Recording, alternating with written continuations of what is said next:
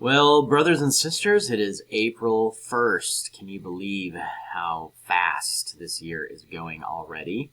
And yes, April 1st is the real date, even though it's April Fool's. It is still April 1st. So welcome to the month of April. I was thinking about how quick the year has gone already. And then back in late January, I traveled to the state of Washington with Alan to speak at a youth camp. And it was during that week that we were there that that nursing home in Washington was just starting to have some people get sick and a few die from the coronavirus. And I remember us talking about that reality when we were up there in Washington, and of course had no idea that things would go the way that they have from that point in late January to now April 1st, where if you saw the news conference from President Trump yesterday, they are now estimating somewhere in the neighborhood of 100,000 to 200,000 deaths in the United States. So these are definitely days in which we are very sobered by what is still, it seems like, to come. And, I know fear is a pretty common and pretty regular thought or fleeting thought or mindset for both non-Christian and Christian. And there are lots of different antidotes to fear. I've already talked about some of the ways that we can address our worries and anxieties, and I wanted to share with you that I think one of the best ways that we can deal with fear is by serving other people, in particular by loving our neighbor. The reason I mention that is because when you serve someone else, you take the tension off what you are thinking about. You're thinking about someone else.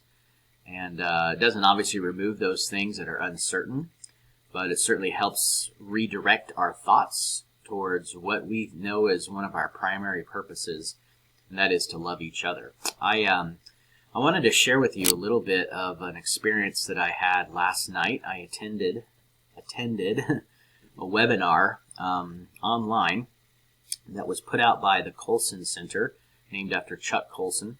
And it was entitled How Christians Can Love Their Neighbors During the Coronavirus. And I was wanting to attend this just to get some ideas, fresh ideas, and some not only for myself and our family, but for you, the congregation. It was hosted by John Stonestreet and Ed Stetzer, and just wanted to share a few thoughts from this webinar. It went on for about an hour and a half, and I was really helped, as I was hoping that I would be, and I wanted to pass something along to you as maybe a fun but also very helpful resource in just a few moments. So one of the things that they talked about in this webinar was just how important it is for us as Christians to be thinking about just the urgency of the moment for us as a church, and how important it is for us to be thinking that this is obviously something in the providence of God that God is calling us to seize. And this was a verse that they shared last night in Esther chapter 4, verse 14. If you keep silent at this time, relief and deliverance will come to the Jewish people from another place. But you and your father's family will be destroyed. Who knows, perhaps you have come to your royal position for such a time as this. And I think one of the things that really helps me as I think about that verse in the context of the story of Esther was she was ready to step up and serve, to not only help uncover plots, but more importantly to help preserve a nation that was still in captivity. And she was ready to do the Lord's will. And that really is an example for us as a church. This is such an important time for us as a church. The mission that we have, not just locally but globally, is unchanged. Nothing has changed for what our goals are, but certainly the moment and the mediums have changed. And in the webinar last night, they cited an example from the 4th century that I just found really helpful from Eusebius. Eusebius was a historian in the 4th century, and he talked about a time when an epidemic had swept through the Roman Empire. And I want to read you just a statement from him. He said that all day long, Christians tended to the dying and to the burial, countless numbers with no one to care for them. I mean, imagine just that scene. That's nothing like we're experiencing right now. We are not all day long tending to burying people. Eusebius continues, he says, others gathered together from all parts of the city, a multitude of those withered from famine, and distributed bread to them all. We're not there yet either. And then he said this. He said, after this pandemic was over, this was more or less kind of his summarizing statement of what the world thought of Christians. He said the Christians' deeds were on everyone's lips, and they glorified the God of the Christians.